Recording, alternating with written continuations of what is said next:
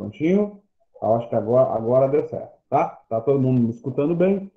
Vamos lá. Eu mandei agora no chat, tá? O link do PowerPoint da aula de hoje, né? E a nossa banca, a banca escolhida para o concurso de Abaiara, é a mesma banca que realizou a prova de Iguatu, tá? É a banca UPA, a Universidade Patativa do Assaré.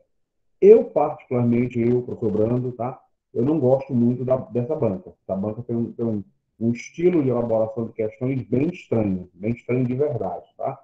Posteriormente, aí, o curso IB vai encaminhar para vocês alguns cadernos como o nosso gabarito preliminar comentado, né, das questões que ocorreram de Iguatu. Tá? Então, durante todo o curso Barçal de Iguatu, as questões tanto de Iguatu quanto de Fim de Saúde caíram muito próximas do que a banca tradicionalmente cobra. O programa que a banca cobra é um programa muito longo, um programa muito extenso, né? Cobra história geral, cobra história do Brasil, cobra história do Ceará, geografia do Brasil, geografia do Ceará e atualidade. São 6 grandes tópicos, tá? Eu vou dividir aqui com vocês, tá? O nosso TD, né? Que eu acredito que a nossa coordenação também já encaminhou, né? Já encaminhou para você ter ideia do que é que a banca e qual é a linha que a banca trabalha. Pronto. Acredito ter todo mundo vendo aí. Esse é o nosso TD, beleza? Da aula de hoje. Lá no finalzinho tem 20 questões que nós iremos resolver em sala de aula, né? Sempre resolvo as questões. Eu não sou muito de deixar as questões para depois, porque na nossa prova existirá questões. Tem aqui aparecendo, né, a palavra Iguatu, ó, você desconsidera aí, tranquilo? Mas eu já corrigi aqui, ó. O programa é exatamente o mesmo, e aí eu deixei Iguatu aqui, mas já está corrigido no original, ó. Abaiara, tranquilo? Abaiara. O que é isso? O mesmo programinha de Iguatu é o mesmo de Abaiara. Olha o tamanho do conteúdo programático a ser desenvolvido. Aspectos geográficos, históricos, políticos, administrativos do mundo, do Brasil, do Ceará e do município de Abaiara. Atualidades históricas, científicas, sociais, políticas, econômicas, culturais, ambientais e administrativas do mundo, do Brasil, do Ceará e do município de Alaiara. Então, considerando isso, a gente começa com uma coisa lógica, né? A gente começa com a história, com a constituição geográfica do Brasil, né? Tá aqui, ó, toda a parte importante de geografia do Brasil, geografia do Nordeste, trabalha as questões relativas ao Ceará também, né? Caiu várias questões de Iguatu, caiu sobre as sub-regiões nordestinas, né? A partir do litoral, zona da mata, agreste, sertão e meio norte, né? Cearazinho aqui, ó. As caracterizações do estado do Ceará, a divisão política do estado do Ceará, uma coisa que absolutamente ninguém tem, sem sombra de dúvida. Essa decisão foi tomada no dia 9 de março. 9 de março. É uma redefinição dos limites, tá? De 2 municípios aí do estado do Ceará, que foi Alto Santo e Tabuleiro do Norte. Ninguém, absolutamente ninguém, tem essa informação, como é muito relevante, né? A mudança de área, a mudança limítrofe dentro dos 184 municípios do estado do Ceará, então isso pode ser abordado sim pela banca, tranquilo? Aí nós temos as nossas regiões metropolitanas, a de Sobral, a do Cariri e a região metropolitana de Fortaleza, que agora não se chama mais RMF, né? A denominação agora é Grande Fortaleza, desde 2019, e aí os aspectos gerais do município de Abaiara. Isso já seguiu para vocês, tá? Então, toda vez que nós trabalharmos com dados, né, nós vamos trabalhar com os dados em 3 esferas. Nós vamos trabalhar com os dados do IBGE, são dados federais, nós vamos trabalhar com os dados do IPESP, né, Instituto de Pesquisa e Estatística do Estado do Ceará, que referenda e referencia os nossos recursos, tá? E vamos pegar também informações de caráter municipal, quando isso realmente for relevante. Por exemplo, quando você busca as informações do IPESP, o IPESP só informa a existência de dois distritos em Abaiara, somente dois, tá? O de Abaiara e o de São José. No entanto, uma determinação da Câmara Municipal de 2019 de Abaiara criou mais distritos, né? E isso não está ainda configurado no IPES, porque foi uma decisão de caráter municipal, mas nós já colocamos no nosso material, já está aí no TD disponível para vocês. Tá. Daniela, ela colocou muita coisa da América Latina, mas na prova da UPA, o que me admirou de fato foi não está conseguindo ouvir, Paula. Deixa eu aumentar aqui o volume, para olhar aqui o meu volume, se o volume realmente está baixo. Não, meu volume não está baixo, pode ser o teu aparelho. Está com ruído? Não, eu não tenho retorno, porque se eu colocar o meu microfone, aí eu terei um choque de som aí com o microfone da webcam. Vejam se o meu realmente ou o de vocês, porque eu não tenho um retorno aqui. Deixa eu pegar um fone. Pronto, deixa eu pegar aqui um fone e eu vou dar uma olhada, tá? Ah, sim, nós teremos uma apostila. Eu, particularmente, monto as apostilas. Eu gosto de colocar as questões muito atualizadas. Eu faço as questões de caráter autoral, tá? Porque a gente não pode esperar pela banca. E eu copio o modelo que a banca coloca. Por exemplo, a banca de vocês coloca as alternativas bem estranhas. Tipo, alternativa, se marque o item A se existir uma alternativa correta.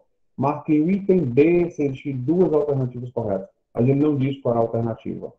E coloca lá o item D, nenhuma das alternativas corretas. Ou seja, a alternativa correta é que não há alternativa correta. Eu vou colocar aqui o fone para ver se o som para vocês melhora ou piora. Tranquilo? Vou colocar aqui o fone. Vamos lá, vamos ver se. Ó, e agora?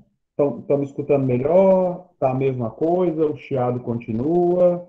Como é que ficou? Não, ela repete assuntos. Ela repete assuntos, comumente, tá?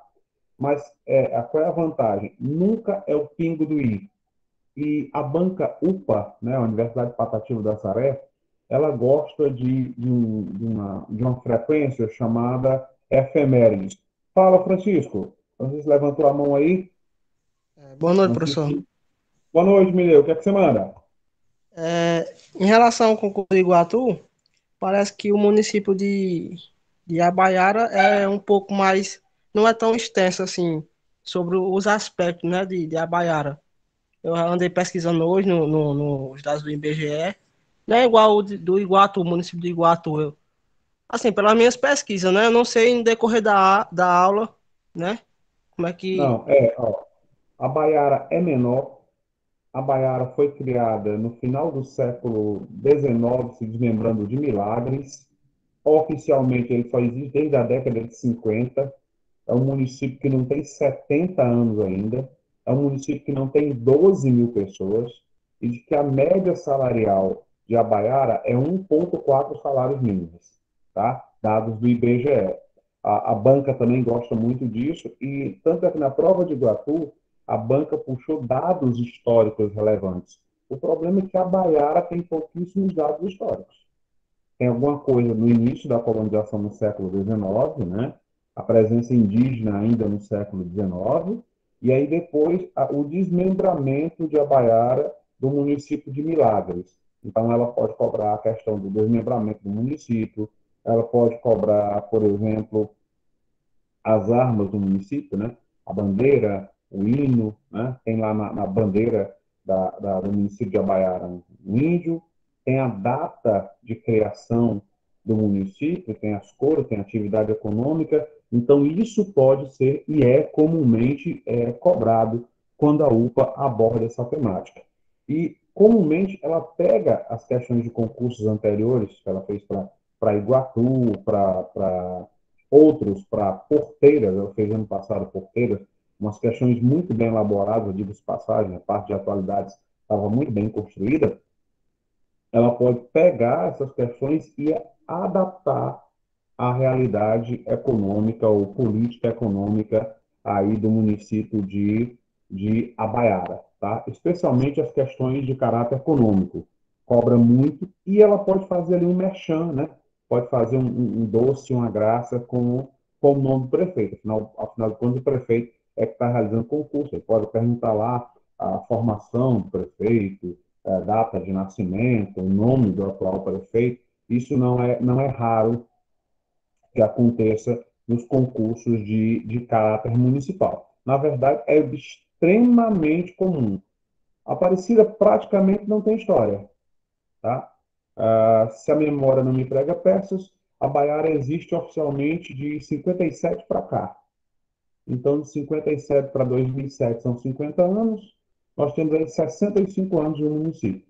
Quando você compara com a história de Iguatu, eu comparo com a história de Fortaleza, ou mesmo com a história do Ceará, né? E aí vem um problema. 1957, isso, tá? 1957, inclusive a data está presente na bandeira do município de Abaiara. Tranquilo? Ó, quem chegou depois, aí no chat, eu vou copiar aqui de novo e vou mandar, estou mandando de novo, você acessa aí esse link, e aí você vai ter acesso ao PowerPoint da aula de hoje.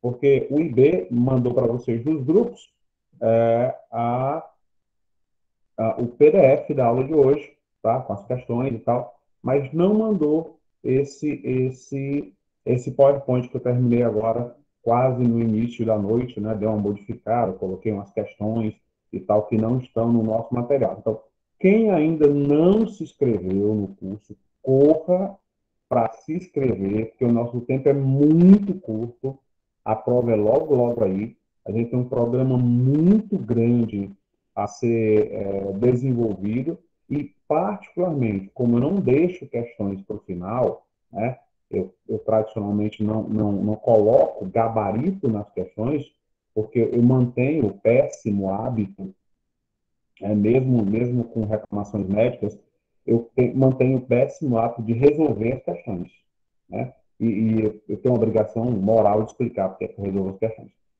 Primeiro, porque eu não confio em vocês, né? O principal motivo é que eu não confio em vocês. Quando eu digo que eu não confio em vocês, é porque vocês trabalham o dia todo, estudam o dia todo.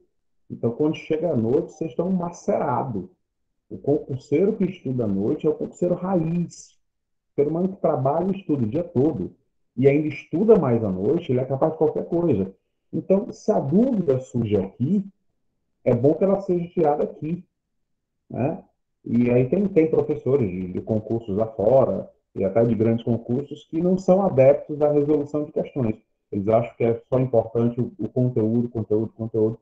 Não, eu não compartilho dessa ideia. Tá? Eu acho que é importante o conteúdo é fundamental, né? Você ter noção para ficar independente e resolver as próprias questões, mas a resolução de questões também é importante, porque na nossa prova, o que nós temos lá são resolução de questões, e muita gente boa não passa nos concursos, a pessoa está preparada, ela sabe do conteúdo, mas ela não sabe lidar com a resolução das questões, tá? Principalmente no que se refere à administração do tempo. Administrar o tempo da resolução de questões é muito importante, tá? Nós teremos no nosso concurso quantas questões? Vamos lá. 50, 60, 70, 80, só 30 30. questões? 30 dá tempo de fazer 14 provas. E quantas horas, Aparecida? 3 horas? 4 horas? 3 horas? Tá ótimo. Tá perfeito. Você leva 1 hora para resolver 10 questões. Pronto. Se você resolver 10 questões em 1 hora, você está aprovado? Tá. A prova tem 30 questões, 1 hora para resolver 10 questões. Tá ou não está reprovado? Aprovado. O que é que vocês me dizem? A pessoa fez aí 10 questões por hora. Em 3 horas, ela fez as 30 questões. Qual é a situação dela? Reprovada. Reprovada. Reprovada. Clássico. Reprovada. Aí você, pô, mas peraí ainda. Isso, exatamente isso. O gabarito. O gabarito. E você não vai resolver as questões de conteúdos diferentes com o mesmo ritmo. De repente, você não resolve português tão rapidamente quanto resolve atualidades, ou vice-versa, né? E as questões da UPA são questões estranhas. Ela coloca questões de assertiva, né? Assertiva um, 2, 3, ou proposições um, 2 e 3. Aí coloca lá, assertiva um, 2 e 3, um texto, assertiva e itens.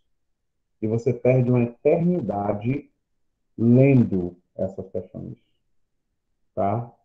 São, caso eu não vou dizer nem descontextualizadas, eu diria mal construídas. As questões de língua portuguesa e as questões de atualidade da UPA são mal construídas. Mal construídas.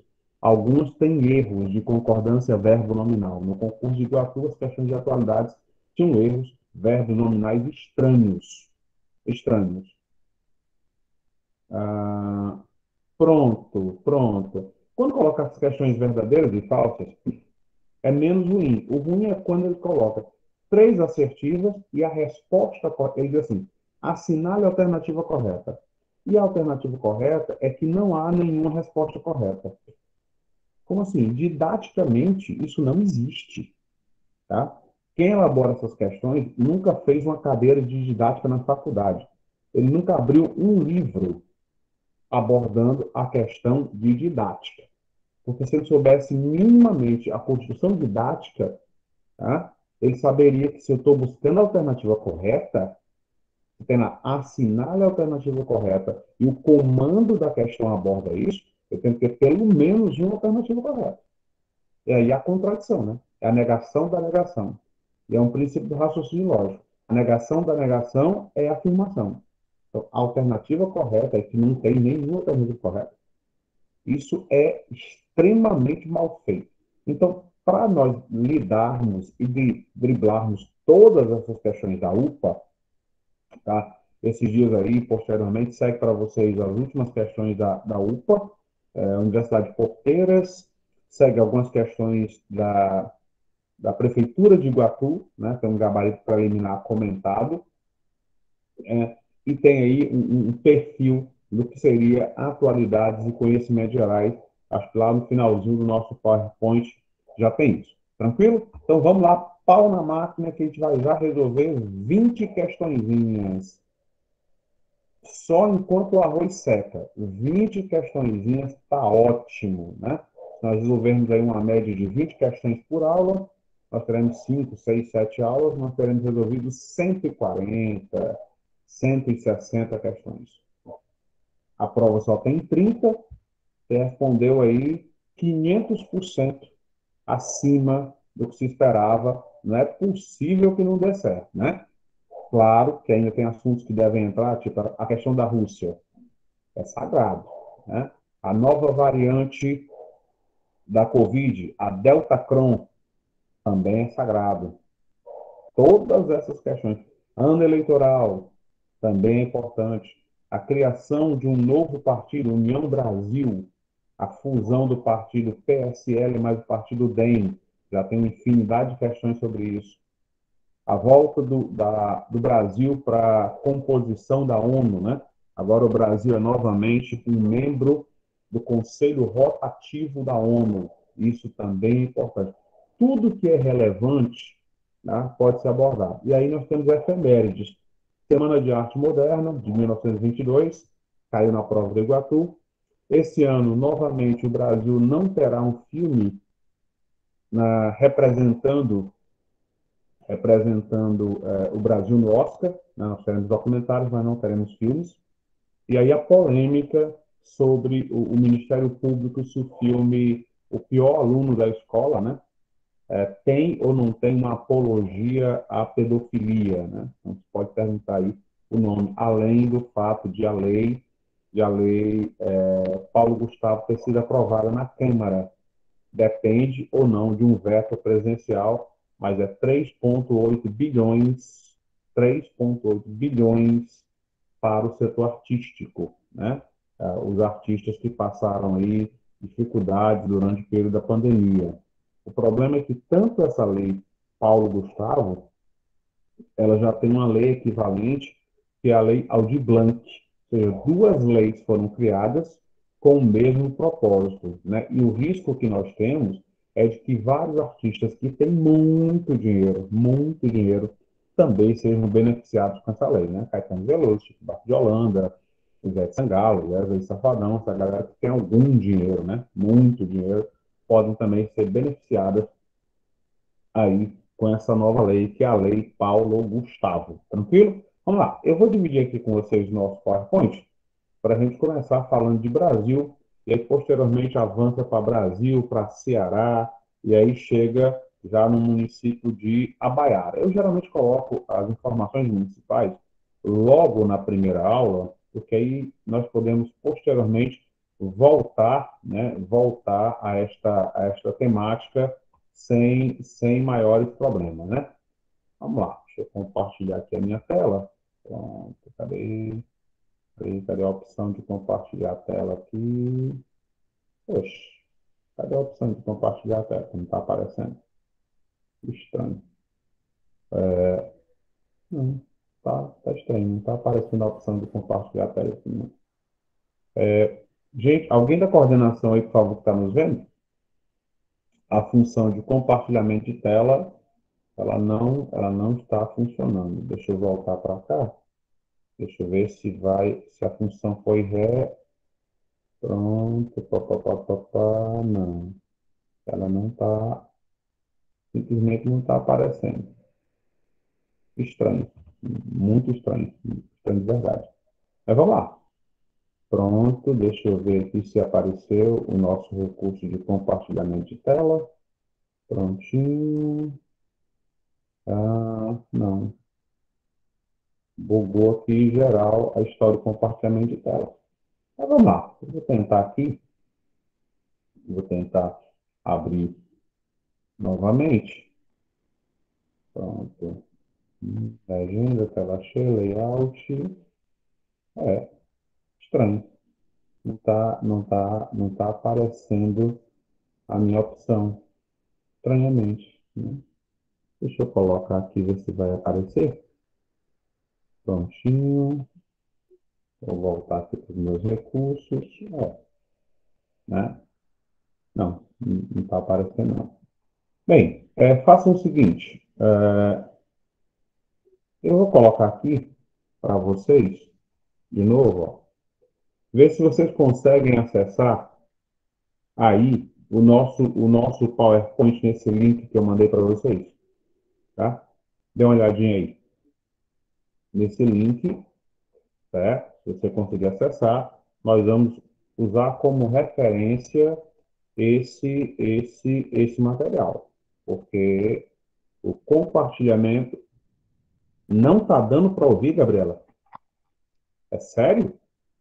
Então pode ser um problema do seu áudio, porque eu já coloquei o microfone, né, ao invés do microfone da webcam, porque alguém tinha falado que estava baixo. Olha se não é uma posição do teu fone. Ó, tem gente que está ouvindo normal. Vê aí o que foi que aconteceu. Beleza?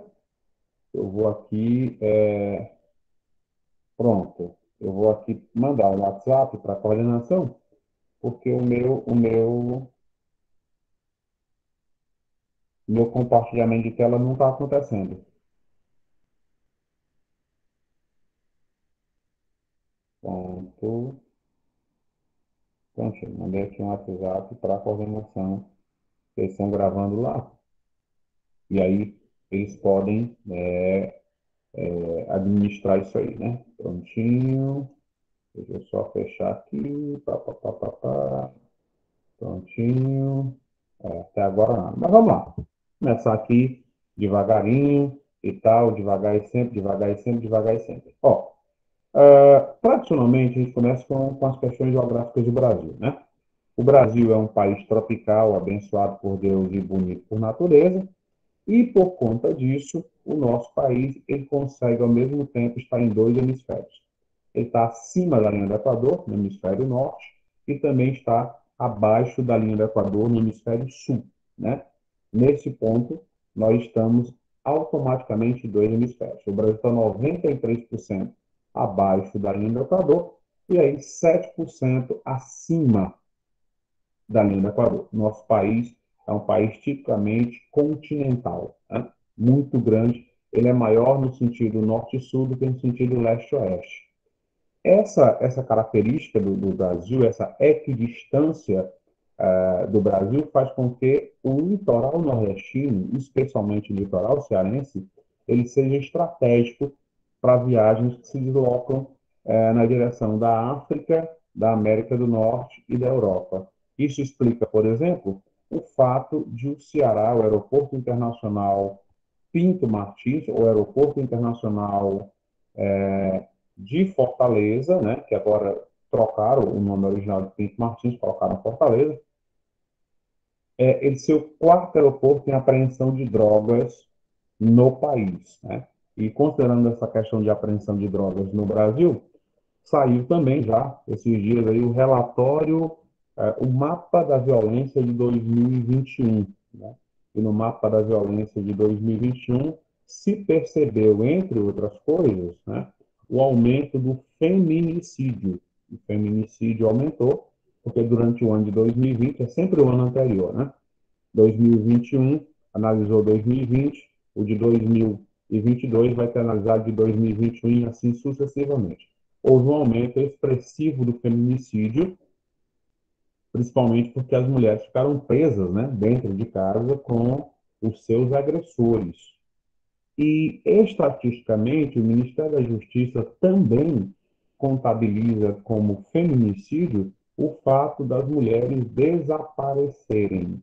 Se uma mulher desapareceu, sumiu no oco do mundo, não deixou recado com ninguém, ou se ela se matou, suicídio, entra lá na listagem de feminicídio, né?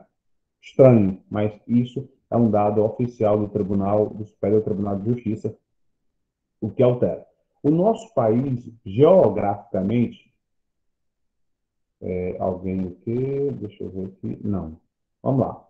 Geograficamente, né, o nosso país tem 8 milhões e 511 mil quilômetros quadrados, tá? Em área, ele é o quinto, né? Ele é o quinto país em área territorial, certo? Quinto país. No entanto, quando se fala que o Brasil é o quinto país em área territorial, nós nos referimos, categoricamente, à área contínua. O que é isso? Todos os estados brasileiros estão vinculados, estão dentro do território nacional. E, por conta disso, se voltou a uma nova proposta de criar e de dividir novamente o estado do Pará. O estado do Pará, alguém está com o microfone ligado aí. Pronto. Alguém está com o microfone ligado, está no telejornal. Não sei quem é. Não sei quem é que está ouvindo o telejornal aí. Ó, pronto. Inclusive, estou me ouvindo no microfone da pessoa lá. Não, não sei quem é. Pronto. Fala, Aparecida. Professor, você está acompanhando o PDF ou o PowerPoint? Na verdade, eu não estou acompanhando nada, porque eu não estou compartilhando. Eu estou seguindo a orientação do PDF. A gente começa com Geografia do Brasil, e aí eu vou começar a falar sobre a divisão geográfica do Brasil.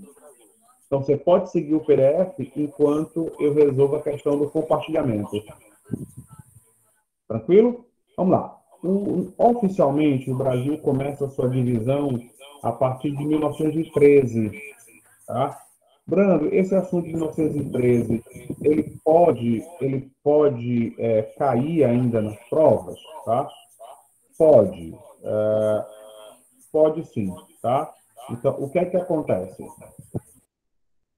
Em 1913, o Brasil tinha acabado de se tornar uma república. O Brasil se torna uma república em 1889, e em 1913 nós temos um processo de elaboração regional, né? As províncias deixam de ser províncias e passam a ser classificadas como Estado. E aí, com a classificação do Estado, cria-se uma coisa. Esses dias eu estava dando uma entrevista na TV Metrópole, aqui em Calcaia, na região metropolitana de Fortaleza, e aí surgiu a discussão sobre a laicidade do Estado, né? Porque é que se o Estado é laico ou não é laico, né? Porque há essa discussão antiga, inclusive o Senado já discutiu se deveria ou se não deveria tirar a frase Deus seja louvado das notas de real, né? Para o brasileiro isso não faz a menor importância.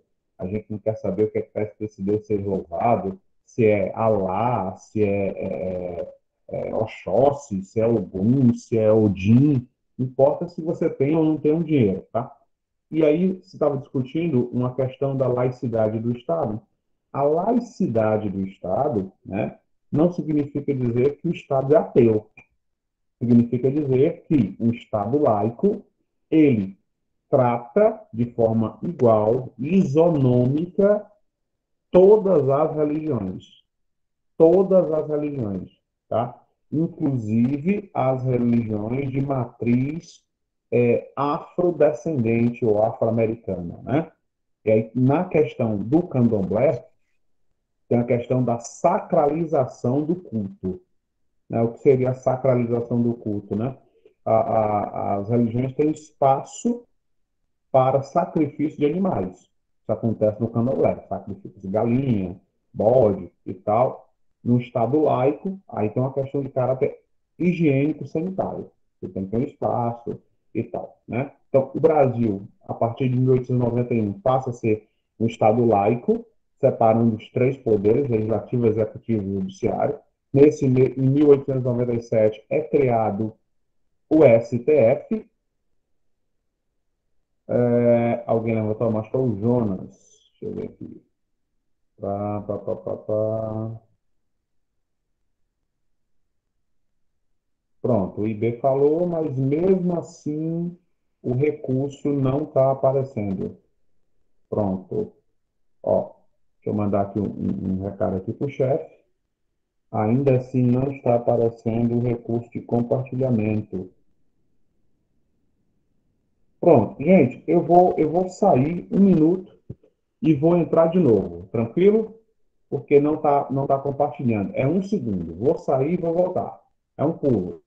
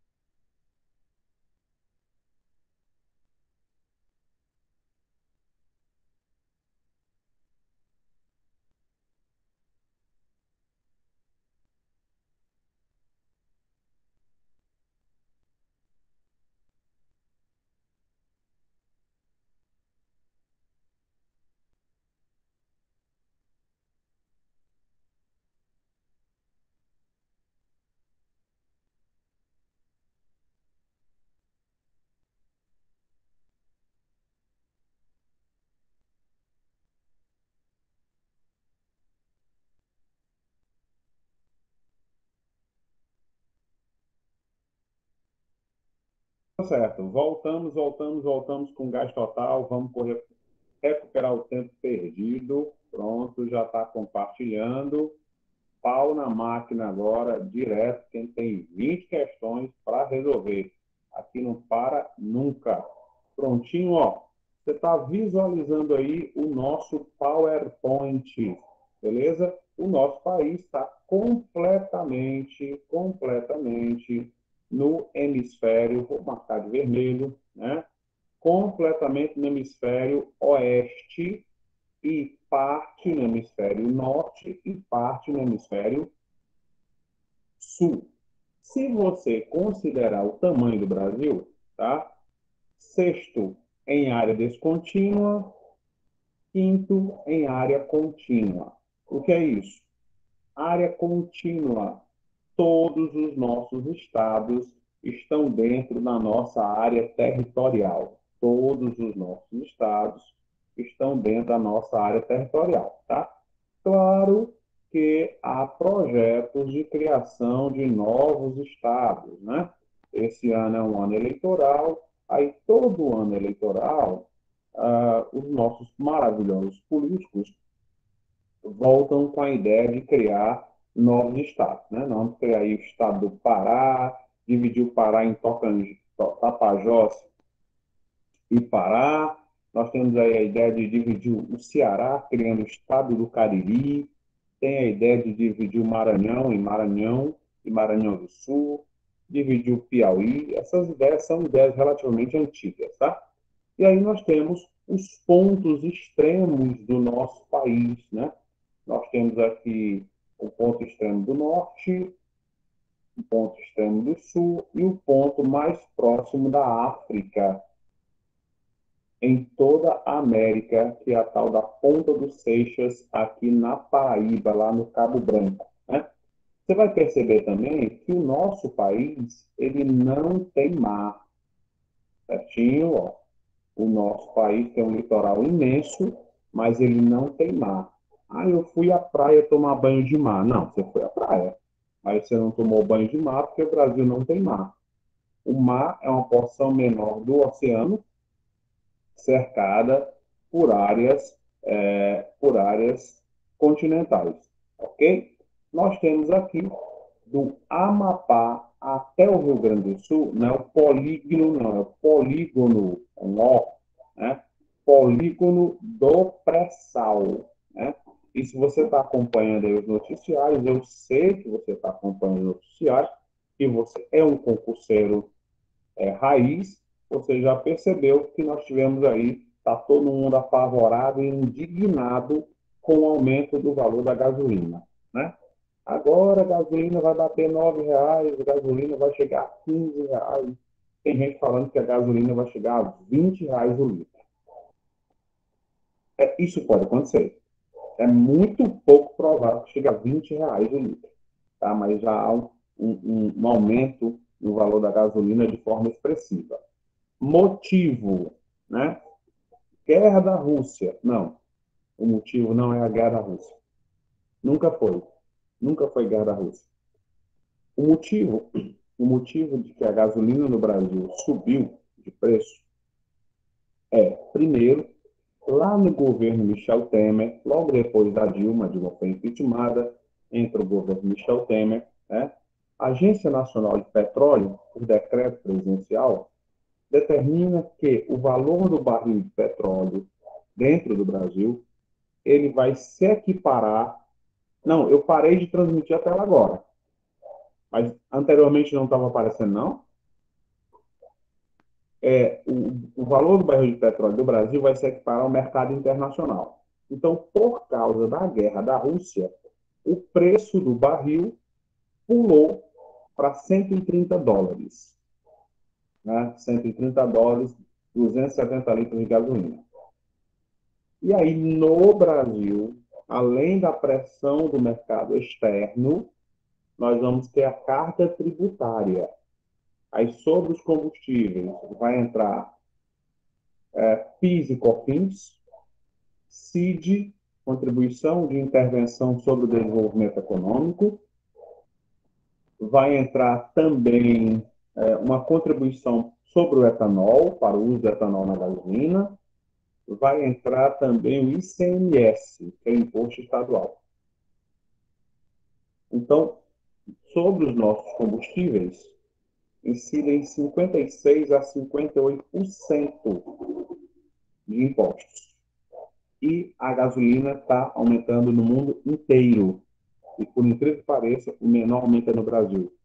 A Turquia tem um aumento acumulado durante o ano de 47%. 47%. Então, antes de melhorar, a coisa ainda vai piorar só um pouquinho. A inflação também é um fenômeno mundial. Preços dispararam em todos os lugares, inclusive os preços dos alimentos no Brasil tendem a aumentar por conta da nossa carência de potássio. O Brasil compra 23% do potássio que ele usa na agricultura lá da Rússia. E mesmo nesse cenário de guerra, a Rússia prometeu entregar o nosso potássio. Ok? Vamos lá. Aqui vai ter uma exposição lá de uma chocolate que eu gosto muito, Tórico. Conheço, adoro. Então, e eu queria... Aqui é até São Paulo para ver uma exposição. Só aí, você não me enrola, Bibi. Você não me enrola. Tá achando que eu não nasci? Bem, gente, alguém está com... Alguém está com... Você tem que esperar assim, para não contar que a gente soubesse. Como é que tá? Tá complicado. Aí fica esse tipo de conversa simples, né? Moderno, né? Tá tendo que já falar o tempo usando. Fernando,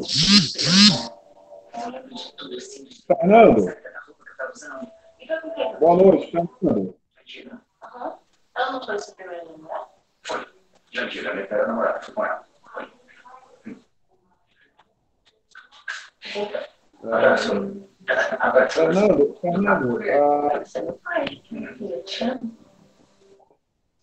Fernando,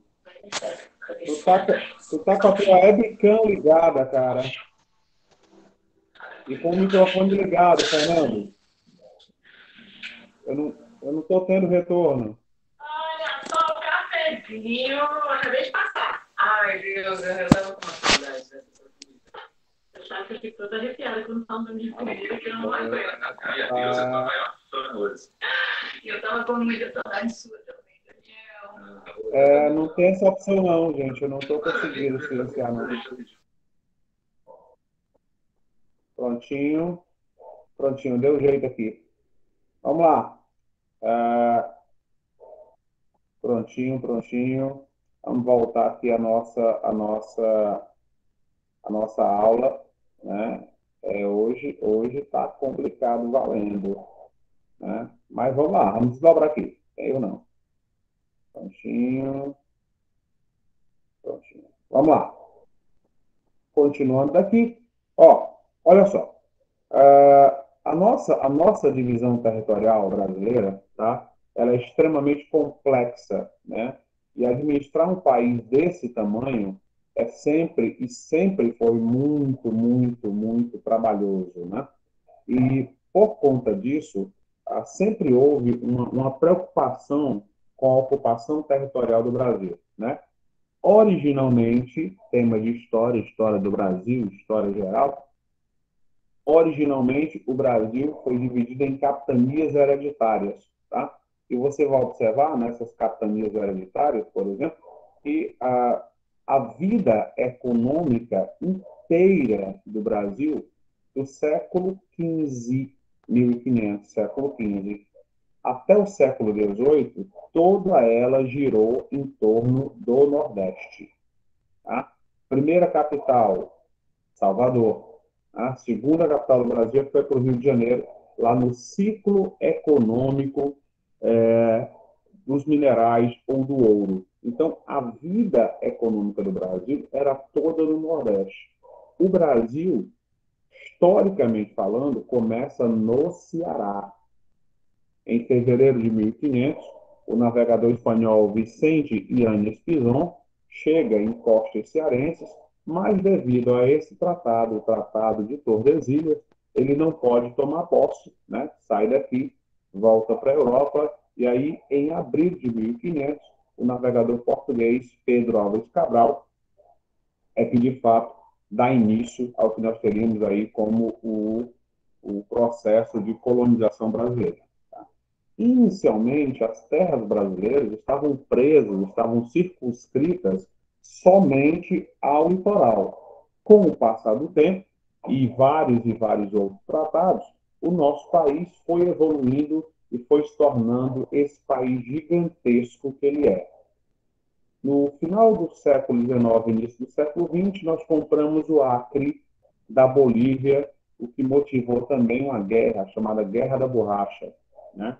Você vai observar que um colégio de jesuítas, chamado São Paulo de Piratininga, vai dar origem a vários outros estados, ao Goiás, ao Mato Grosso. O Mato Grosso, por sua vez, em 79, vai dar origem ao Mato Grosso do Sul. Goiás, em 88, vai se desmembrar ao norte, criando o estado de Tocantins, mas o que nos interessa para este momento é o Nordeste. Né?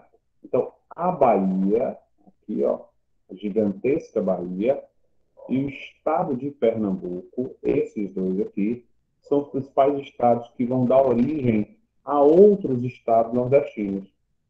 Vai comandar politicamente o Ceará, vai criar o Rio Grande do Norte, vai influenciar a Paraíba. Sergipe nada mais é do que um pedaço da Bahia perdido na guerra de 1817, a Revolução Pernambucana. Alagoas também é um pedaço de Pernambuco perdido na mesma guerra. E você vai perceber que o nosso país ele é muito largo no sentido leste-oeste, né? E ele vai se afunilando no sentido norte-sul. Né? O nosso país é equidistante.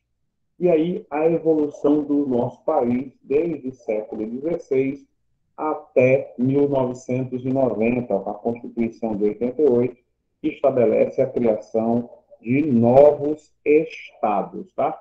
1574, as capitanias hereditárias.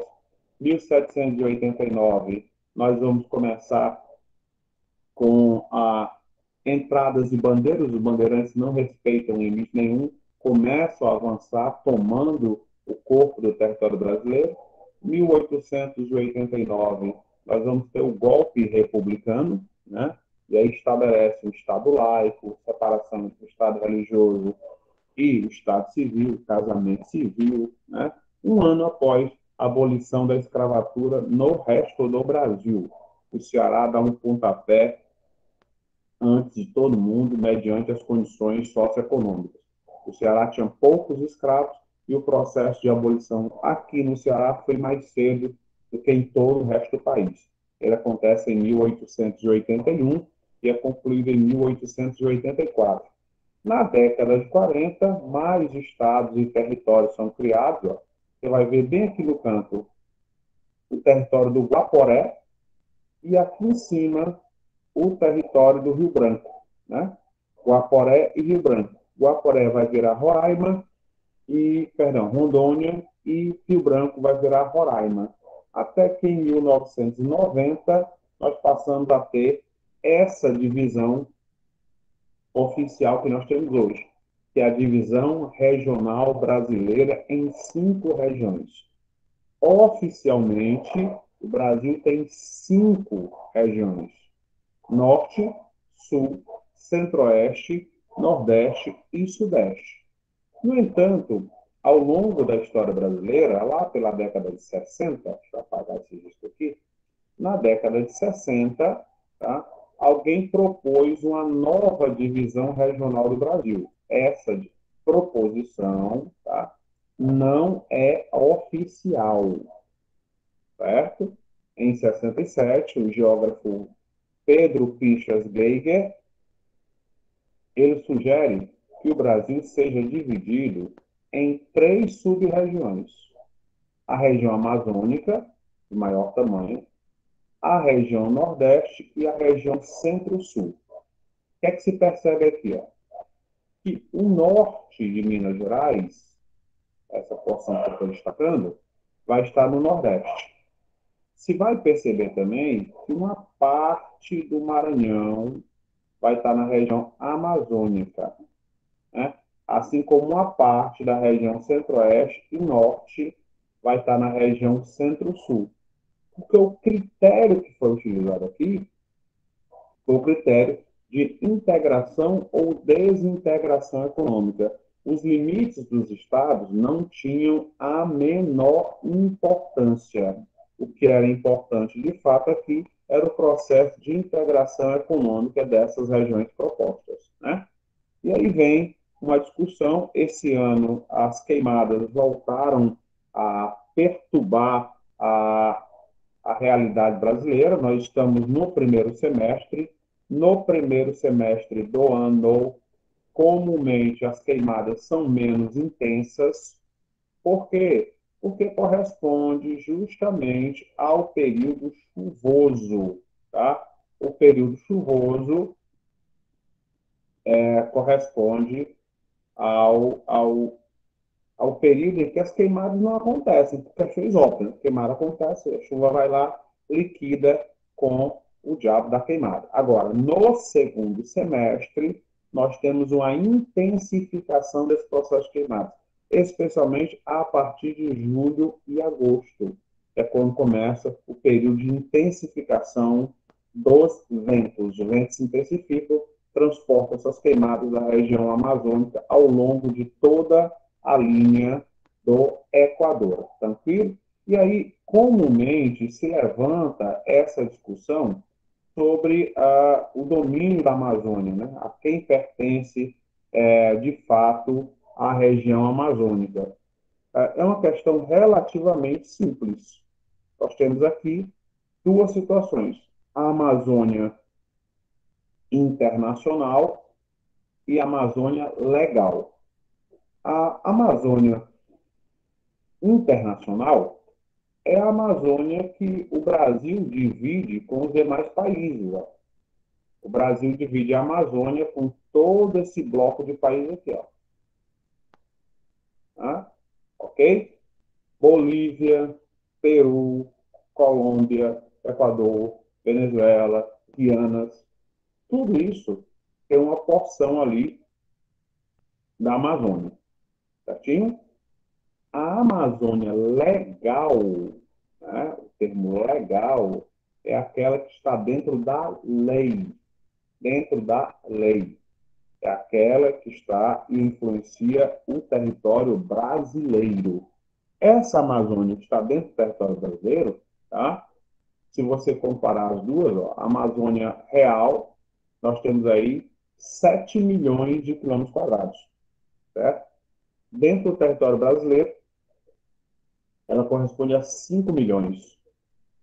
Então, é a área de influência da Amazônia. E você vai observar que na área de influência da Amazônia, chamada Amazônia Legal, vai pegar parte do Maranhão, parte do Mato Grosso e vai influenciar em uma parte de Goiás. Essa é a Amazônia Legal. A Amazônia Real é aquela que vai envolver tão somente a região norte do Brasil. Amazônia Real, região norte. Amazônia Legal, região norte, mais o oeste do Maranhão, mais o norte do Mato Grosso e mais o norte do estado de Goiás. Toda vida que o mercado internacional, Macron, Joe Biden ou qualquer um desses líderes mundiais falam sobre o processo de internacionalização da Amazônia, o que eles estão falando, na verdade, é do processo de acesso aos recursos naturais da Amazônia. Tentaram fazer a mesma coisa com a Sibéria, lá do Vladimir Putin, e o Vladimir Putin disse o seguinte, ó, a Sibéria é da Rússia, como a Amazônia é do Brasil. Acabou-se.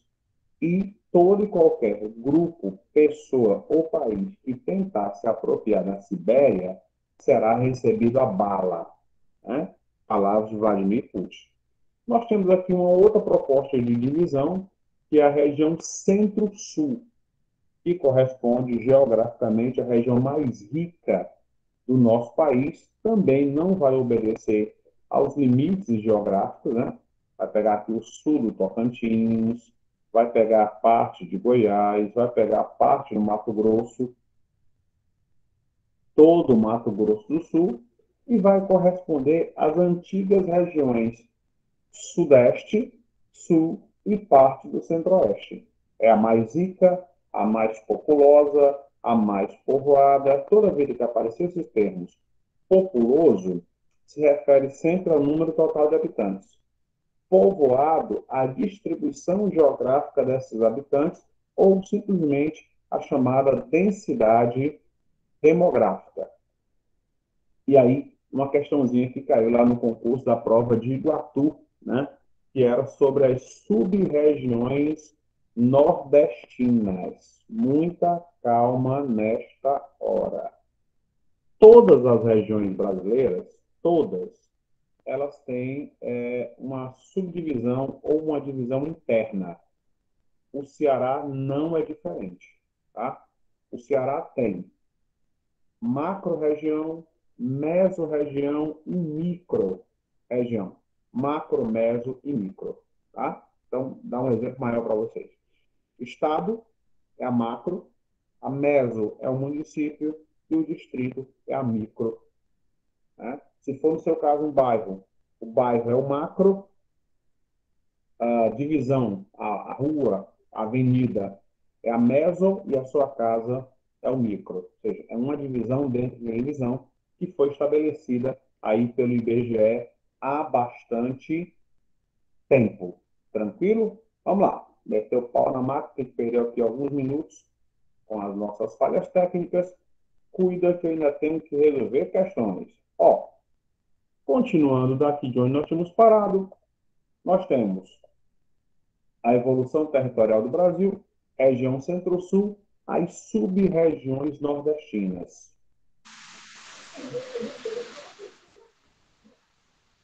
Do litoral em relação ao sertão. Dá bastante. Tá baixo mesmo. Francisco, tu não está conseguindo escutar, não? Eita, amor, aqui tá aberto o nosso microfone. Tá vendo? Pronto. Ó, vamos lá. Do litoral em direção ao sertão. Tranquilo? Do litoral para o interior. Nós temos aqui a primeira região, é a região da Zona da Mata. A Zona da Mata corresponde à região original, onde nós tínhamos aí o destaque da Mata Atlântica. Muita calma nesta hora, muita calma com essa informação. A Mata Atlântica começava no litoral e se estendia de 400 a 600 quilômetros dentro do continente. Então, no estado do Ceará, a Mata Atlântica não estava em grande quantidade no litoral. No estado do Ceará, a Mata Atlântica predomina na zona serrana, tá? Aí na região do Araripe, na Chapada do Araripe, há elementos da Mata Atlântica. Você vê a extensão que era a Mata Atlântica. Originalmente e oficialmente, a Mata Atlântica ela vai do Rio Grande do Norte até o Rio Grande do Sul, pelo litoral, em faixa contínua. Em faixa contínua, ela vai até o Rio Grande do Sul, ok? Junto ao litoral, faixa contínua. Entre a zona da mata, que é a região mais úmida, né, recebe mais chuvas, onde começa o processo de colonização, onde começa o processo de cultivo de cana-de-açúcar. Vinculado e próximo a ela, nós vamos ter o agreste. Enquanto a zona da mata era uma zona de monocultura, produção de cana-de-açúcar voltada para o mercado externo, o agreste era uma região de policultura, uma diversidade de produção voltada principalmente para o mercado interno. Até a literatura aborda as questões do agreste no livro Tieta, de Jorge Amado, né? Ela aborda essa faixa. Cidades importantes do agreste, Feira de Santana, Campina Grande, onde tem o maior São João do mundo, provavelmente esse ano não terá também a comemoração junina, né? Não teve carnaval, também não vai ter, muito provavelmente, as comemorações juninas, por conta ainda da pandemia. Embora alguns estados brasileiros, tá? Rio de Janeiro, Santa Catarina, parte de São Paulo, já estão flexibilizando, diminuindo a questão do uso das máscaras. E as manifestações mundo afora aumentam todo santo dia contra as máscaras, contra a vacinação obrigatória e contra o passaporte sanitário, tá? Então, nós temos aí zona da mata no litoral, junto ao litoral o agreste e a maior das sub-regiões, o sertão. Muita calma nesta hora. Quando você vê o sertão desse tamanho aqui, certo? Nós temos a impressão, de acordo com o mapa, de que todo o estado do Ceará está dentro do sertão, tá? Isso, inclusive, é um erro grave, né? E é um erro clássico. Não é o estado inteiro que está dentro da zona sertaneja, definitivamente. Essa parte aqui que corresponde ao nosso litoral, ele está fora da zona sertaneja. O sertão não tem mar, né? Embora o profeta do sertão, Antônio Conselheiro, afirmasse que o sertão ia virar mar e o mar ia virar sertão, o sertão está bastante longe do litoral. E, por fim, a região chamada de Meio Norte, que é a faixa de transição entre a região Nordeste e a região Norte. De todos os estados nordestinos, o estado que tem a sua maior porção dentro do polígono das secas, né, que é a área mais propícia à ocorrência de secas, como nós tivemos no Ceará, seca do 15, seca dos 37, seca dos 38, seca grande, o Ceará tem 180 municípios, 179 municípios dentro da área do polígono das secas, e o Ceará tem 85% da sua área dentro do polígono das secas. Então, dos estados nordestinos, tá, percentualmente, quem tem a sua maior área dentro do polígono das secas é o Ceará. Ah, mas a Bahia? A Bahia tem zona da mata e tem agreste. E o Ceará não está presente nem na zona da mata, nem no agreste. Ok? Nós temos aqui toda a área do chamado polígono das secas, ó. Você vai observar que esse trecho bem aqui da Bahia está fora do polígono das secas. Nessa região, nós vamos ter dois processos ambientais muito sérios, muito complicados, que é o processo de desertificação.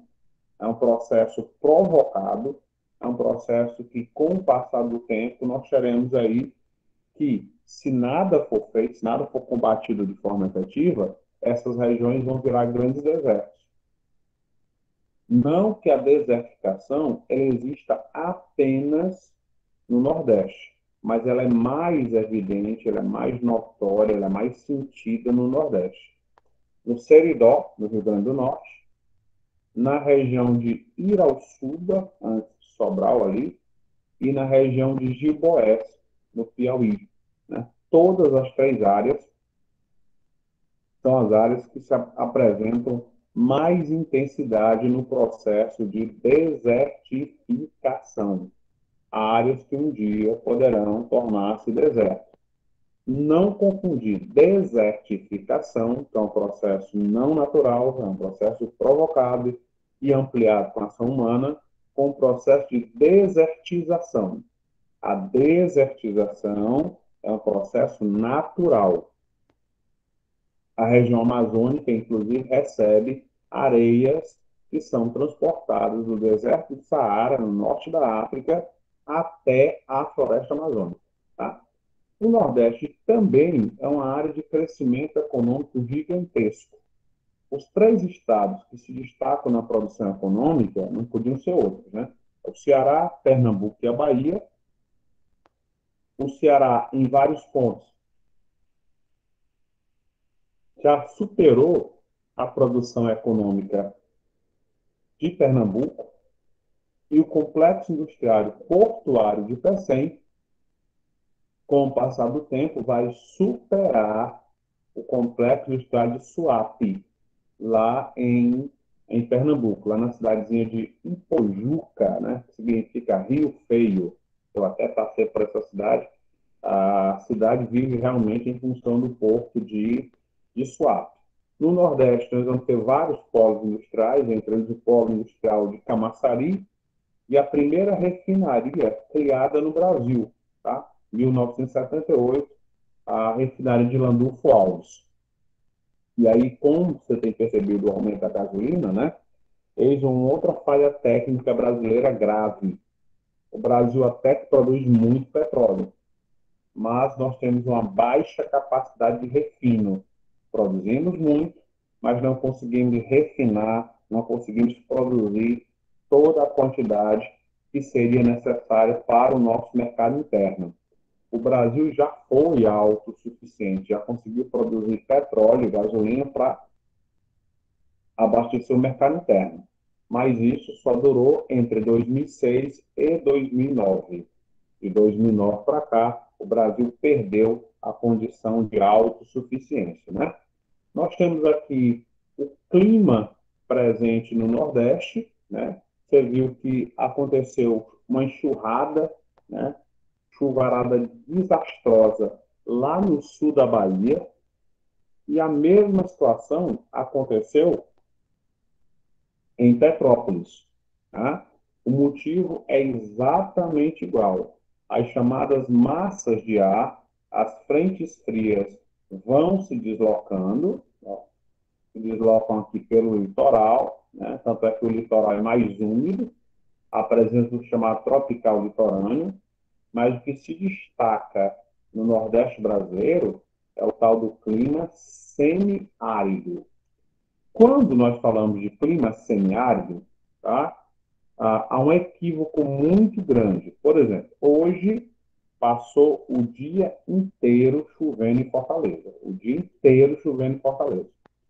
Para o nordestino, quando chove, é inverno. E quando está seco, é verão. Quando, na verdade, é o contrário. Nesse período em que chove, né, é a chamada quadra chuvosa, é verão e outono.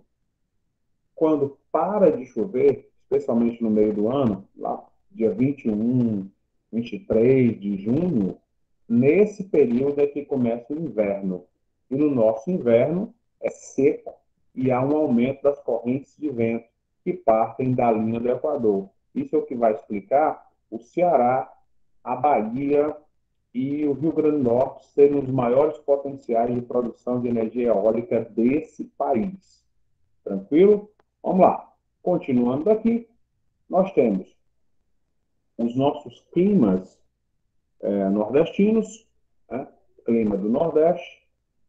Nós temos aqui as características físicas do estado do Ceará, para a gente daqui a pouco entrar nas nossas questões, resolver as nossas questões.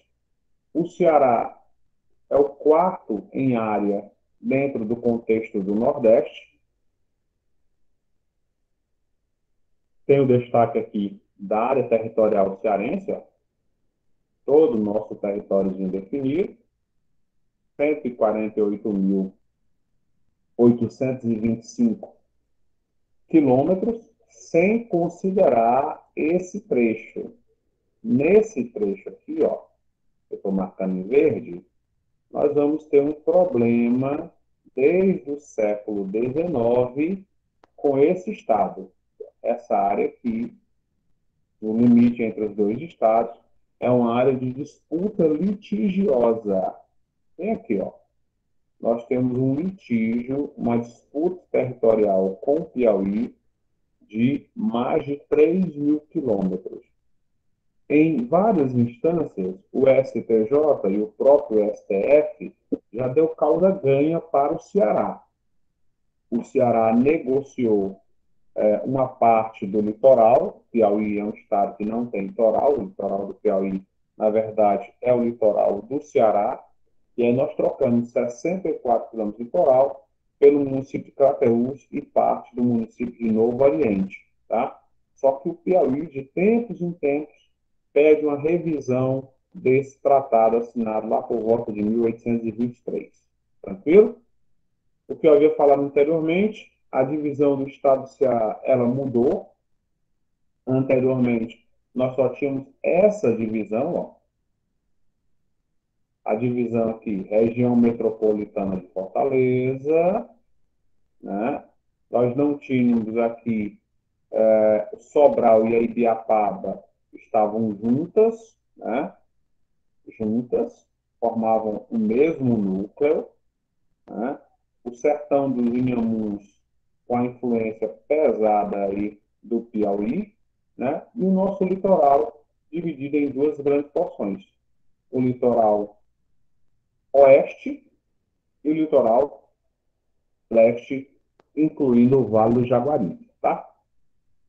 Em 2016, com repercussão até agora, foi proposto uma nova divisão territorial do Ceará, criando 14 unidades administrativas, né? Entre essas unidades administrativas, nós criamos aí o Sertão de Sobral, desmembrando o Sertão de Sobral da Ibiapaba, né? Nós tivemos aí uma mudança, né? Nós tivemos a subdivisão do Vale do Jaguaribe, que começa, o Rio Jaguaribe começa em Tauá, na Serra da Joaninha, e termina no litoral de Aracati. Nós tivemos também, né, a subdivisão do litoral oeste, em agora litoral norte, litoral oeste e Vale do Rio Curu, o que era a região metropolitana de Fortaleza passou a se chamar Grande Fortaleza, né, que ocupa 19 municípios, Fortaleza e mais 18 municípios, né? E aqui, a região metropolitana de Fortaleza, com a mudança de denominação. Você vai ver Fortaleza como cidade polo, ó, bem aqui no meio, e você vai perceber que muitos dos municípios da região metropolitana ou da Grande Fortaleza têm área superior à capital. Calcaia superior à Fortaleza, Trairi é superior à Fortaleza, São Gonçalo do Amarante é superior à Fortaleza, Cascavel é superior à Fortaleza, Aquiraz é superior à Fortaleza, mas economicamente falando, de cada R$ 100 circulando no estado do Ceará, pelo menos R$ 48 são oriundos de Fortaleza.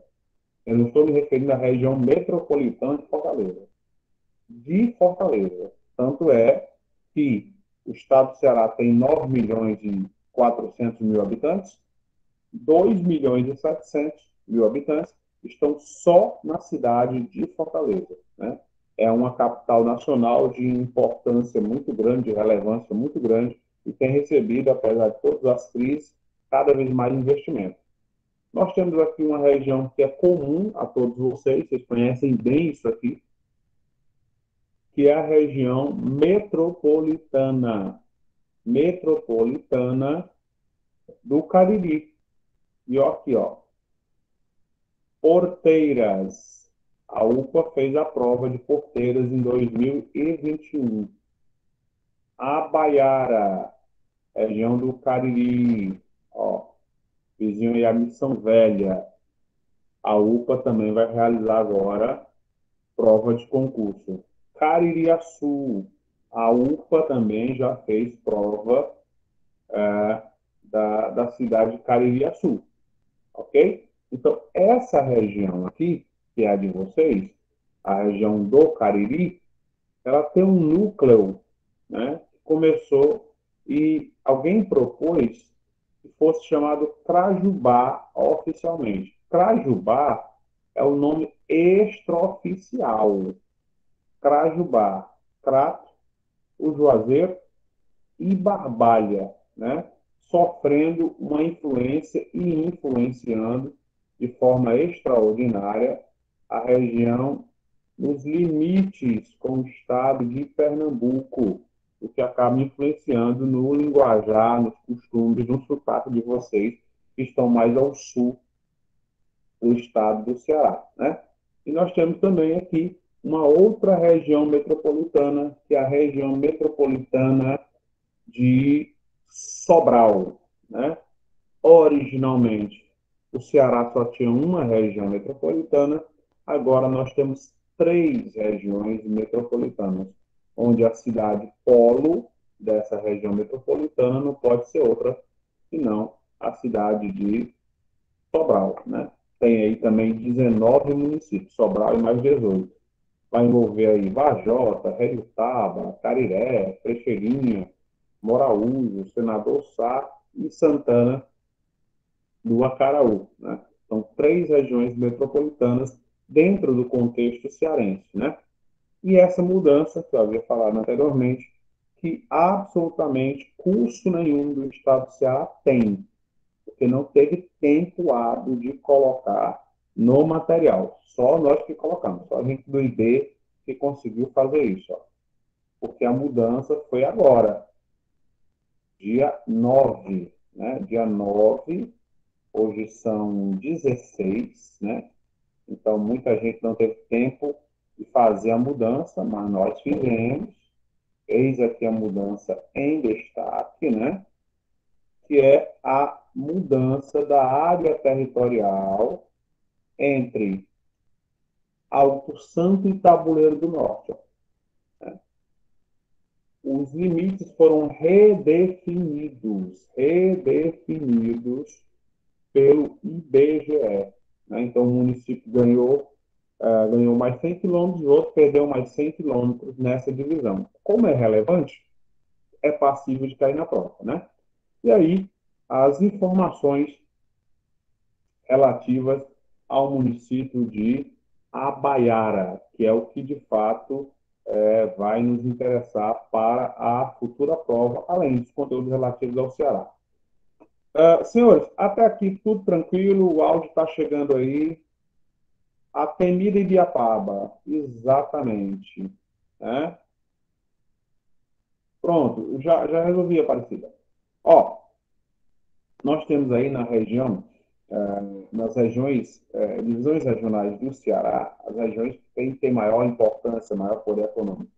O Cariri, a região de Sobral e a região metropolitana de Fortaleza, agora chamada de Grande Fortaleza, né?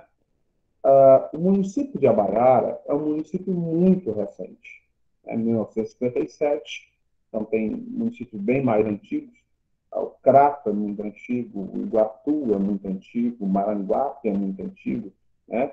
E eu fico imaginando como é que a UPA, o quanto a UPA vai ter que filtrar para poder criar questões relativas às características do município, né? Mas, de qualquer forma, essa galera que faz questões de concurso já está fazendo isso há bastante tempo. Eles vão tirar leite de pedra, literalmente. Porque olha só o município de Abaiara. Certinho? Então, vamos lá. A posição geográfica de Abaiara, né, está aqui claramente definida. Nós vamos ter aqui no norte de Abaiara, norte, o município de Milagres. No sul, Brejo Santo, né? A leste, Milagres também, né? Norte e leste, ó. Pode ser, inclusive, que a banca faça isso aqui, ó. Vou melhorar esse telinha aqui. Pronto. Pode ser que a banca faça o seguinte. Já foi feito em alguns certames, né? Alguns concursos fizeram isso e deu uma confusão desgraçada. Pronto. Pode ser que a banca faço isso aqui, ó. Tá aqui no norte, né? Aqui no leste, e aí pode ser que a banca coloque aqui, ó, o município que está a nordeste do município de Abaiara, certo? Porque Milagres tanto fica no norte quanto fica no leste. Então, ela fica mais especificamente a nordeste.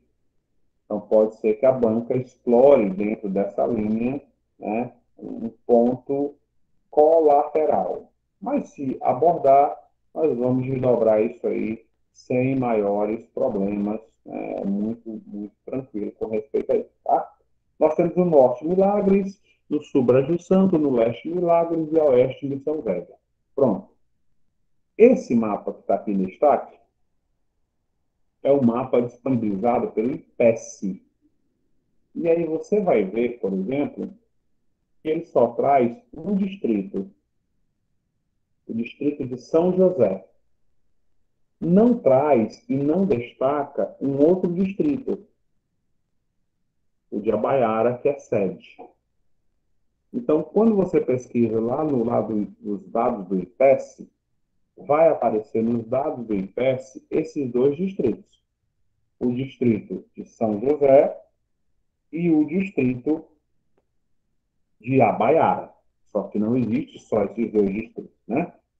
Ah, Brando, eu olhei lá no Wikipedia, olhei em outros locais e vi, tá?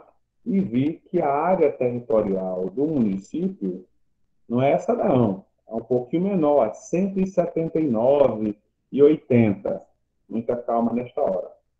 Esse dado que está aqui, que o município tem 180 quilômetros, 180,83 quilômetros quadrados, é um dado do IBGE. Se houver qualquer discordância de informação, tá? É um dado oficial. É o dado que vai nos referenciar, que vai nos permitir, se necessário, entrar com recurso. Dados do IBGE. Como o município está dentro do bioma da Caatinga, tá? A vegetação predominante será a Caatinga, mas não é exclusiva, tem outros modelos de vegetação. O município tem dois climas característicos. Isso pode ser um complicador para a nossa prova, porque qualquer um dos dois climas que aparecer estarão corretos. Ó. Tropical semiárido brando e tropical, eu vou até apagar aqui, tropical semiárido brando e tropical semiárido. Qualquer uma das duas situações, qualquer uma, tanto faz o semiárido brando, aqui, ó, não tem como você se enganar, meu sobrenome e tal, com o tropical semiárido. Qual é a característica desse clima? A principal característica do clima semiárido é a irregularidade de chuva. Quando se fala irregularidade de chuva, nós estamos falando que tanto pode chover para mais, quanto pode chover para menos. Tá? E aí, eu fui lá no CEPENTEC, né, que é o Centro de Pesquisa Tecnológica e Espaciais, ó, Abaiara, e está aqui a média de temperatura da semana toda. Quinta-feira, sexta-feira, sábado, até o domingo. Ó. Nós estamos tendo aula hoje. Está aqui a temperatura média entre 23 e 27, entre 23 e 29, entre 23 e 32, que é o dia de São José, que é o dia para chover, vai estar quente que só molesta. Resultado, quando aparecer os dados sobre temperatura, ó, temperatura média entre 24 e 26. Ora, se está entre 23 e 27, está dentro dessa média aqui. A temperatura né, na região é elevada, tem que ser elevada. Está dentro do domínio do semiárido. Olha a quantidade de chuvas. Muito baixa, né? 668, menos de 700 milímetros anuais. É muito pouco, porque está inserido dentro de uma região de grande amplitude térmica, grande variação de clima, baixa quantidade de chuva. E esse período que nós estamos agora é o período chuvoso, é a chamada quadra chuvosa. Não existe esse negócio de quadra invernosa. Ah, eu vi lá no CETV ele falando em quadra invernosa. Erro que o CETV comete todo ano. Todo ano o CETV comete esse mesmo erro falando em tal de quadra invernosa. O nosso inverno é no meio do ano, tá? Consequentemente, não tem a menor condição de chamar isso de inverno, tá? Impossível chamar de inverno. Por quê? Porque no meio do ano é seco. Nós temos uma incidência de ventos. Nós temos aqui as bacias hidrográficas do Ceará. A bacia que se destaca na região é a bacia do Rio Salgado. O Rio Salgado é o principal afluente do Rio Jaguaribe. Ó. Você está vendo aqui o maior rio do estado do Ceará, que é o Rio Jaguaribe. O Alto Jaguaribe, próximo à nascente. O Médio Jaguaribe no Sertão, onde ele ganha volume e onde está o açude Padre Cícero. Estranhamente, ninguém conhece o açude Padre Cícero. A gente só conhece com o nome de Castanhão. Mas o nome oficial do açude é açude Padre Cícero. Tá? E aí o Rio Salgado acaba tendo um afluente dentro da cidade de Abaiara, que é o riacho Rompigibão, né? Corta a cidade, inclusive está dentro do mapa. E aí, as características da população de Abaiara. Ao contrário do Brasil, ao contrário de Fortaleza, ao contrário do Crato, a região de Abaiara, a população de Abaiara é predominantemente rural. A maior parte da população de Abaiara é rural. Seguindo a mesma linha que o Brasil, a maior parte da população de Abaiara é feminina. E o setor que vai se destacar é o rural, seguido de serviços. Tá? Agora, Brando, eu olhei lá e os dados da população que tem são 10.960. Claro, esse dado de 10 mil habitantes, quase 11 mil habitantes, é o dado do último censo, a última contagem total da população, que foi em 2010. Esse dado aqui é o dado mais atualizado, o de 2021. É uma estimativa do IBGE, uma contagem aproximada que ocorre a cada 5 anos, tá? E o IDH, o Índice de Desenvolvimento Humano do município de Abaiara, é um IDH médio. Médio, não é baixo, médio. O IDH é considerado alto a partir de 0,700. E você vê aqui na pirâmide etária, que vai determinar, entre outras coisas, a expectativa de vida, você vai ver que quando chega na fase adulta, o número de mulheres é mais expressivo do que o número de homens, né? Nós temos aqui os elementos formadores do município de Abaiara, né? À sua direita e à sua esquerda, os pés de milho, a vocação agrícola do município. A data de emancipação do município, dia 25 de 11 de 57. No canto superior, nós temos a figura de um índio, né, que habitavam a região. Toda aquela região era habitada pelos índios cariris, né? Destaque para os índios cariris, que foram aldeados, foram massacrados, passou por um processo de destruição cultural e extermínio, né? Isso está lá na história de Abaiara, né? com a chegada de colonizadores e a procura de minerais preciosos, não encontrando, aprisionaram índios. Originalmente, né, quando surgiu a Baiara, se chamava São Pedro. Posteriormente, esse nome será modificado, né? Será modificado. Ele vai se desmembrar ainda no século XIX do município de Milagres. Ó. Cuidado, essa informação é importantíssima para a prova. O município que dá origem à cidade de Abaiara, município de Milagres. E o topônimo, a origem do nome. Você vai encontrar pelo menos duas versões. Homem Ilustre, que é uma referência a Dom Pedro II, e diretamente traduzido do tupi, Senhor dos Homens, Abaiara, né? O gentílico e a região que Abaiara ocupa. Geograficamente, ela está aí na região sul cearense e na microrregião de influência de Brejo Santo. Olha só. Olha aqui, ó. O distrito de Pedro II, o distrito de São José e o distrito de Abaiara. 3 distritos estão presentes no mapa. Só que em 2019, foi criado mais 3 distritos e mais 6 bairros.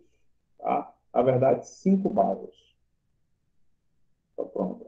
Já tinha 3 distritos, foram criados mais 3 distritos por decreto da Câmara, aprovado e sancionado, né? E aí nós passamos a ter lá, ó, Abaiara, sede, São José, mais antigo, depois Pedro II, também bastante antigo, e são criados os distritos de Oitis, Triângulo e Olho d'Água de Pedras. Tranquilo? Aqui nós temos 2 questõezinhas elaboradas pela UPA, né? A UPA realizou a prova da Prefeitura de Caririaçu em 2012, tá? A primeira abordando a temática do Brasil e a segunda abordando o polígono das secas. Mas essas questões, já seguiram para vocês, essas questões já têm gabarito, então essas questões não nos interessam. Nós vamos resolver as questões que não têm gabarito, né? As questões que eu vou compartilhar agora, que já está no material de vocês. Sim, todos esses distritos, viu? Porque todos esses, viu, o Mineiro? Porque o nome é Baiara indígena, sim. Tá? Ela tem origem indígena, mas foi criado já no século XX em homenagem ao Dom Pedro II. Porque originalmente, em 1857, quando a Baiara se desmembra de Milagres, nós estamos vivendo ainda o segundo reinado, né? E uma característica do segundo reinado é que o imperador era um homem extremamente culto. Foi ele que traduziu do árabe para o brasileiro o livro As Mil e Uma Noites. Inclusive, ele não tinha escravos. Ele não era a favor da escravidão. Ele não tinha escravos, porque ele imaginava na cabeça dele a utopia de que ele como imperador não tendo escravos, isso serviria de exemplo ao restante das pessoas do país, né? Ele nunca esteve mais enganado no que se referia a isso, tranquilo? Então, vou dividir aqui com vocês o nosso TD para a gente resolver umas questõezinhas, né? Estou com pressentimento, estou com medo que não dê tempo de resolver todas as questões, infelizmente, mas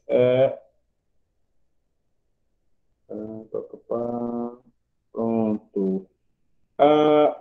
Já está disponível, já está lá nos grupos, viu, Rosneide? Rosneide? Pronto. Já está nos grupos. Eu mandei o link aqui no chat do PowerPoint, e o curso IB disponibilizou lá o link do material, né? Só tem um problema no material. No material nós não temos o gabarito, né? Pronto, estou compartilhando com vocês o mesmo materialzinho, só que com maior grau de detalhamento e tal. E aí nós vamos direto para as nossas questões. Nós temos aí 17, 20 minutos, tá? Todo o materialzinho, ó, sobre a Baiara, né, o clima, a serra que se destaca, que é a Serra da Mãozinha, né? É o sexto ponto mais alto do Ceará, com 1.243 metros, né? A vegetação de carrasco, caatinga e tal. As questões de caráter histórico, ó, fazendeiro José Leite Cunha e José Júlio Sampaio, né? E aí vem as nossas, ó, os bairros foram definidos em 2019, Centro, Alto da Alegria, Populares, Capoeiras e Bela Vista. Oficialmente 5 bairros. Pronto. Aí vem as nossas questões, certo? As questões, todas as questões que são ABCD, né? Essas questões foram criadas aí foram criadas pela UPA, tá? ABCD. Pronto. E tem aqui uma falha minha, que é a questão 12. Eu vou corrigir e mando para vocês, né? Que é a de Iguatu. Eu até já modifiquei essa questão, mas está por aqui ainda. Vamos lá. Primeira questãozinha, né? A zona da Mata Nordestina é dividida em 3 partes distintas: zona da Mata Açucareira, Recôncavo Baiano e sul da Bahia. O Recôncavo Baiano, situado ao redor da cidade de Salvador, se destaca. Lá na zona do Recôncavo Baiano, nós vamos ter, tradicionalmente, a extração de petróleo. Extração de petróleo, tá? Onde vai estar o polo petroquímico de Camaçari. Polo petroquímico de Camaçari e a zona de produção de petróleo ali no Recôncavo Baiano. Então, a nossa primeira questão, assinale aí D de dado. Primeira questão, D de dado. Na segunda questão, né, em 1534, a coroa portuguesa resolveu lançar mão da colonização, já desenvolvido nas ilhas de Açores e da Madeira, denominado capitanias hereditárias, visando atrair investimentos privados. Marque a alternativa que apresenta as capitanias que tiveram desempenho satisfatório com o cultivo da cana-de-açúcar. Nós tínhamos 15 capitanias hereditárias, 15 capitanias, mas nós só tínhamos 12 donatários, ou seja, tinha mais gente, tinha mais capitania do que dono. A capitania do Ceará Grande, ela foi destinada a Antônio Barros Cardoso, tá? Ele jamais conseguiu chegar no Ceará. Quando ele tentou chegar no Ceará, né, o navio dele naufragou e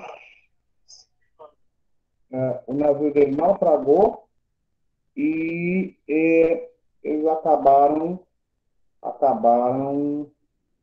sendo devorados pelos índios Pocarijus na costa lagoana, né? Então, você aprendeu isso lá no 6º ano, que apenas 2 capitanias deram de fato certo, deram resultado econômico, que foi a capitania de Pernambuco e a capitania de São Vicente, tá? Só as 2.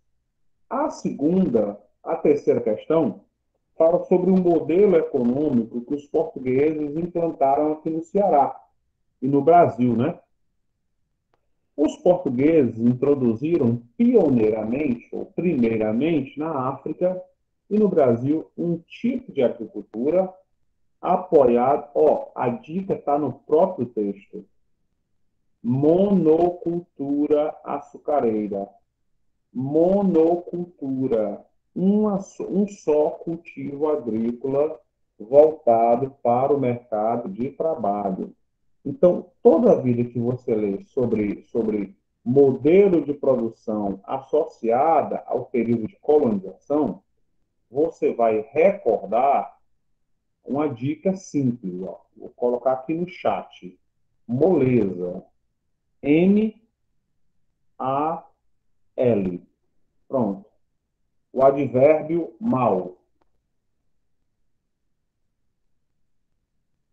Adriana, oficialmente o de São Pedro aparece nos mapas oficiais, tá? Eu também achei estranho a ocorrência desse distrito de São Pedro, certo? Mas todos os mapas que eu consultei aparecia São Pedro. Pois é isso que eu estranho. Eu coloquei um dado oficial de lá de São Pedro, e todos os mapas aparecem, menos no IPES. No IPES aparece São José e Abaiara. Mas eu vou pegar a bibliografia, tá, da Câmara Municipal de Abaiara e vou ver o que foi que aconteceu com esse distrito. Porque o de 2019 criou mais distritos e manteve esse de São Pedro, de Pedro II. Tranquilo? Se você tiver os dados, você pode me mandar, por favor. Porque todos os dados que eu recolhi tinham essa mesma informação. Tranquilo? Vamos lá. Mal. Então, é monocultura, agroexportadora e latifúndio. Pronto. 3 situações que caracterizam o modelo de produção que foi implantado no Brasil. Você não tem como esquecer. MAL, mal, no sentido de advérbio. Monocultura, agroexportadora e a presença dos latifúndios. Ora, se existia esse conjunto de características, então a nossa alternativa só pode ser uma. Só temos uma alternativa viável na questão número 3, tá? Na questão número 3 é esse aqui, ó. Plantation ou plantation, quando você produz um produto, né, agrícola, seja soja, café, milho, qualquer um desses, voltado para o mercado externo, tá? Voltado para o mercado externo, aí nós temos essa situação de plantation. Olha a questão número 4, né, da Prefeitura de Angra dos Reis, diz assim: com dimensões continentais, o Brasil oferece ampla oferta de terras e boas condições climáticas para que uma grande quantidade de produtos seja cultivada em seu território. Assinale a alternativa que demonstra corretamente a realidade agrícola brasileira. Essas questões, tradicionalmente, elas são de 2015, tem 7 anos e tal. Essas questões, elas não prescrevem. Essas questões, ela não fica velha. Ela simplesmente muda de circuito. Um ano podia ser o item A, no ano seguinte pode ser o item C, item B, e assim sucessivamente. Por quê? Porque aborda ainda uma temática vigente, que é a história da economia brasileira e a nossa enorme dependência econômica do agronegócio. A prova disso é que nós estamos agora meio que reféns, na verdade, reféns dos fertilizantes que vêm da Rússia. A Rússia responde aí por 23% dos nossos fertilizantes. Isso porque o Brasil só tem 15 a 20% dos seus terrenos férteis mapeados.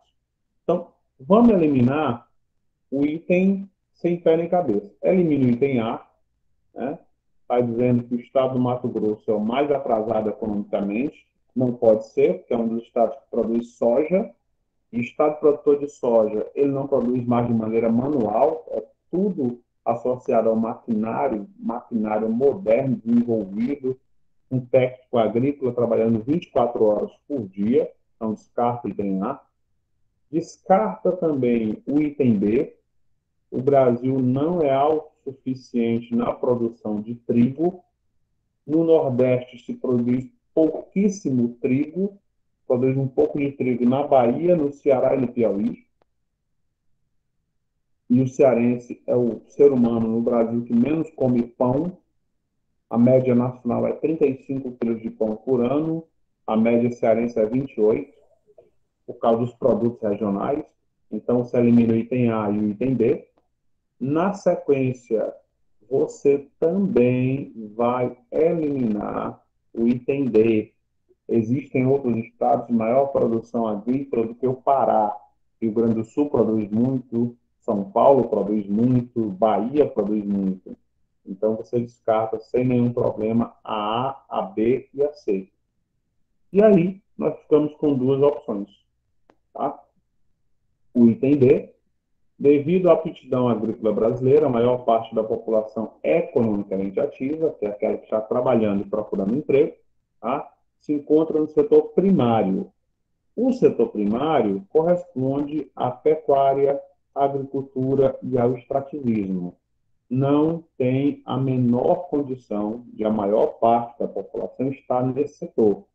A maior parte da nossa população está no setor de serviços. Tá?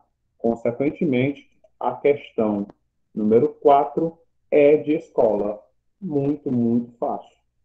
Cultivado no centro-oeste e sul do país, a soja é um destaque. Desde 2020, o Brasil se tornou o maior produtor de soja, superando os americanos. Não só superou os americanos, como manteve a liderança até o presente momento. Vamos lá. Questão número 5. Leia as afirmações abaixo sobre o processo de urbanização no Brasil. A partir do final da década de 30, o país se tornou essencialmente industrializado, o que resultou no êxodo rural em todo o território. É um item bom, tá?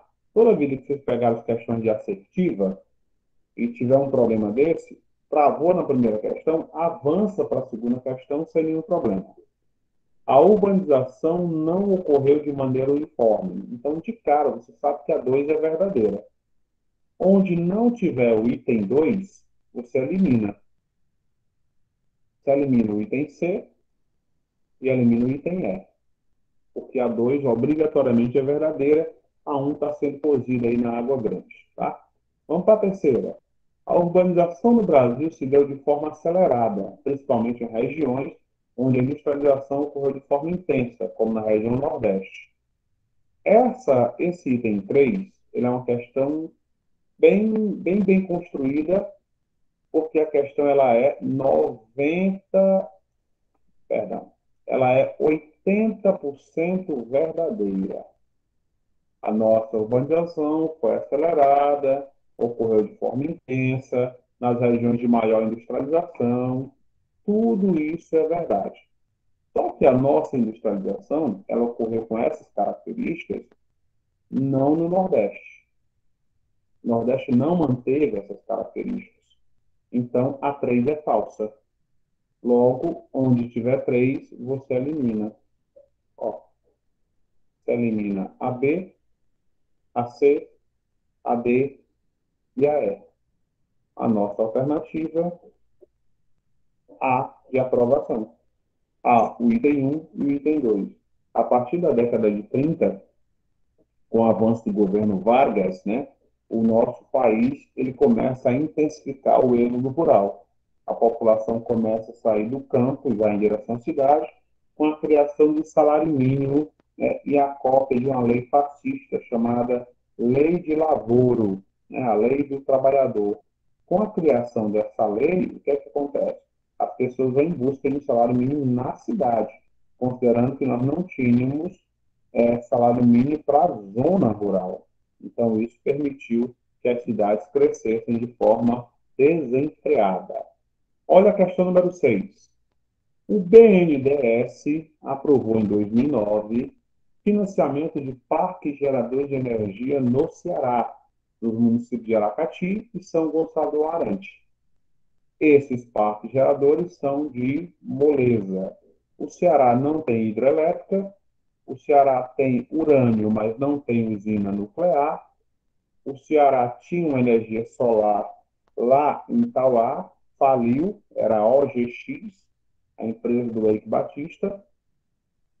Termoelétrica, nós temos no Complexo do Estado de Pecém, né? Complexo do Estado de Pecém. Então, só nos sobra uma alternativa. A alternativa C de casa, né? Que é a alternativa relativa à produção de energia eólica. A maior parte da energia eólica do Brasil ela está concentrada no Nordeste. E aí, senhores, até aqui tudo tranquilo na resolução das questões? Existe alguma dúvida com respeito à resolução de questões, com respeito ao gabarito? Tirando a questão do distrito que a gente vai resolver, né? Nós resolvemos aí 10 minutos, 12 minutos, 6 questões. Dá uma média de 2 questões, uma questão a cada 2, 3 minutos. É um ritmo relativamente bom, né? Relativamente bom. Claro que nós temos as questões relativas da UPA, e as questões da UPA são, eventualmente, um pouquinho mais puxadas quando se referem à questão de política internacional, economia e as questões também relativas à história. Como não vai dar tempo de resolver todas as questões, tá? Eu vou montar o gabarito, vou mandar para o curso, e aí o curso vai encaminhar esse gabarito dessas 20 questões para vocês. A gente só vai conseguir realmente resolver 6. Qualquer dúvida, fala, Adriana. A Adriana levantou a mão aí. Deixa eu ver aqui. Boa noite, turma. Professor, sobre o distrito de Abaiara que eu falei, né? Eu faço parte do curso de técnico de enfermagem, estou terminando agora. Sim. Então, a coordenadora, ela é uma da historiadora de Abaiara. Então, eu vou perguntar a ela sobre essa possibilidade, tá De certo? Pedro II. Sim, de Pedro II. Sim. Aí você me manda lá no Instagram, por favor. Tá? Ok, O meu Instagram está no material, é @prof.brando, viu? Porque, assim, os dados do IBGE, que são os dados oficiais, e os dados da prefeitura, tratam do desmembramento do distrito de Pedro II. Aparece São Pedro e depois aparece Pedro II. Então, a gente tem que ver o que é que, de fato, é oficial, né? Se está bibliografado, se tem uma bibliografia comprovatória, aí é oficial. Tranquilo? Senhores, boa noite. Nós vamos ficando por aqui. Qualquer dúvida, estou lá no Instagram, @prof.brando, e aí o gabarito das questões segue para vocês via curso, ok? Boa noite a todos. Fui. Tchau. tchau.